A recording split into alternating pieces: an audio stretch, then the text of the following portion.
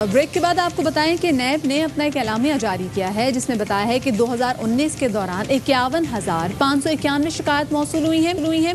40,123 cases को पहले ही निपटाया जा चुका है, जबकि 13,299 शिकायत को निपटाने के लिए कार्रवाई जारी है। 221 इन्वेस्टिगेशंस में से 217 मुकम्मल हो चुकी हैं, जबकि 335 शिकायत पर तफ्तीश जारी है। नैब ने मजमूई तौर पे 179 मेगा करप्शन रेफरेंसेस में से 101 रेफरेंसेस दायर किए हैं, जिसमें से 46 रेफरेंसेस पहले ही निपटा दिए गए हैं। 1275 करप्शन रेफरेंसेस की मालियत 943 अरब रुपए से जायद है। दूसरी जानिब वजीर कानून फरोग नसीम मीडिया में शेयर किए जाने वाले नैब तरमीमी ऑर्डिनेंस के मुसव्वदे को जाली करार दे चुके हैं, जबकि मुआविन खुसूसी बराए एहतसाब शहजाद अकबर कहते हैं कि मीडिया में गर्दिश करने वाला नैब का तरमीमी मुसव्वदा PTI मंशूर के खिलाफ है। नए ऑर्डिनेंस पर नैब ऑपोजिशन इत्तेहादी जमातों से मुशावरत करेंगे।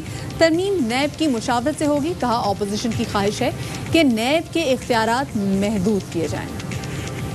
इस वक्त दोबारा ऑर्डिनेंस बना रहे हैं, उसमें नैब से भी मुशावरत करेंगे, इत्तेहादी जमातों से भी और अपोजिशन से भी। उसके बाद जो भी कंसेंसस डेवलप होगा उसी के मुताबिक तरमीमी ऑर्डिनेंस तैयार किया जाए। नैब हमारे हुक्म के ऊपर कुछ करती तो सबसे पहले तो अदालत से रजू करना चाहिए था कि लाहौर हाई कोर्ट में गारंटी दी हुई थी शहबाज शरीफ साहब ने कि मेरे भाई वापस आएंगे और उनको वापस लेके आऊंगा, और नैब को बिल्कुल लाहौर हाई कोर्ट से रजू करना चाहिए कि उनका एक मुजरम यहाँ से कुछ वादे वहीद करके गया था, ना आज तक कोई इलाज हुआ है, ना ही वहाँ से कोई खबर अखबार ना रिपोर्ट आई है। शहबाज शरीफ साहब के अपने केसेस हैं, उसमें बड़े सीरियस किस्म के एलिगेशंस हैं जिनके ऊपर आज तक शहबाज शरीफ साहब की तरफ से कोई वाज़ेह जवाब नहीं आया।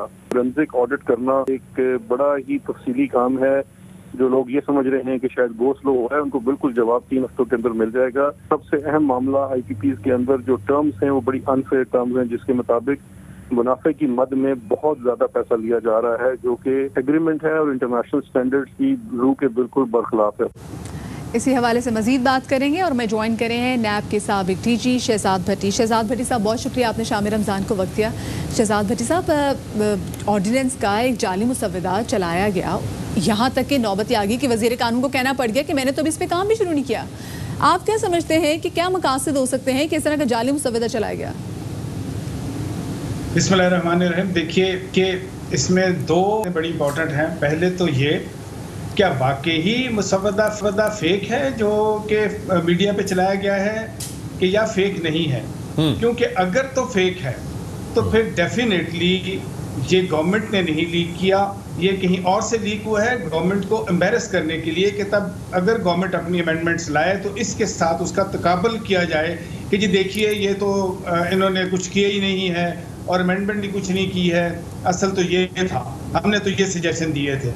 लेकिन अगर ये फेक नहीं है, यानी इसी में से ही अमेंडमेंट्स आनी हैं जो भी नया ऑर्डिनेंस जारी कर रहे हैं, तो फिर गवर्नमेंट की तरफ से अगर ये लीक किया गया हो सकता है कि जी सिर्फ ये चेक करने के लिए, कि पल्स लेने के लिए कि इसका रिएक्शन क्या आएगा।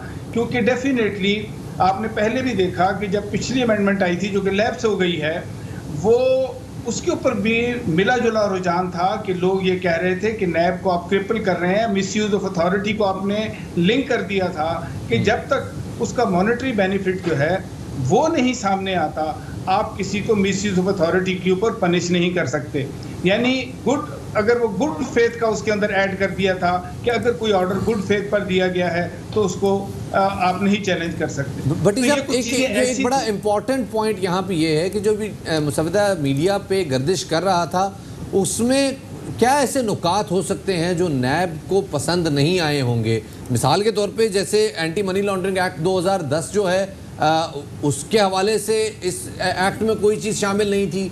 1 अरब रुपए से कम का अगर कोई माली करप्शन है उससे उस पर नैब की कोई दस्तरस नहीं थी। क्या आपको लगता है कि नैब को प्रिसाइसली इन चीज़ों पे एतराज़ था? देखिए, बात नैब के एतराज़ की नहीं है। नैब तो इतराज़ करने की पोजीशन में नहीं हो सकता। वो एक अदारा है जिसको जो कानून दे दिया जाएगा उसने उसके ऊपर अमल करना है। बात ये आती है कि आप अगर 1 बिलियन की कदगन लगा देते हैं कि नैब 1 बिलियन से ऊपर का केस करेगी, नीचे का नहीं करेगी, तो मुझे ये बताइए कि क्या शफाक डिसाइड करेगा या मैं डिसाइड करूंगा कि ये जो आने वाला केस है ये बिलियन का है, ये बिलियन से 1 रुपए कम का है, ये बिलियन से 1 रुपए का ज्यादा है? आप ये डिस्क्रिप्शन चेयरमैन को दे रहे हैं कि चेयरमैन जिसको छोड़ना चाहे उसको कह दे कि जी ये बिलियन से 1 1 रुपए कम था, और चाहे उसको कह दे 1 रुपए ज्यादा था, इन्वेस्टिगेशन शुरू कर,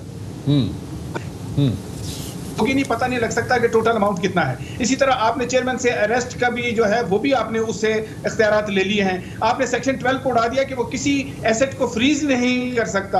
अगर वो फ्रीज नहीं कर सकता तो अगर जितनी देर में आप अदालत में जाएंगे और अदालत उसकी बुला के पूछेगी कि भाई ये किसका है, क्यों दिया था, उतनी देर में वो बेच के खा जाएगा, और उसके बाद आप हेयरिंग होती रहेगी। एसेट तो हाथ से निकल गया ना। नैब का असल काम होता है बिल्कुल टुटलेस हो जाएगा नैब। इस अगर ये जो मुसवदा मीडिया पे चलाया गया अगर ये असली साबित हो जाए या उसकी तजावीज़ असली साबित हो जाए। बहुत शुक्रिया जी। शहजाद भट्टी साहब, साबिक डीजी नैब हमारे साथ मौजूद थे।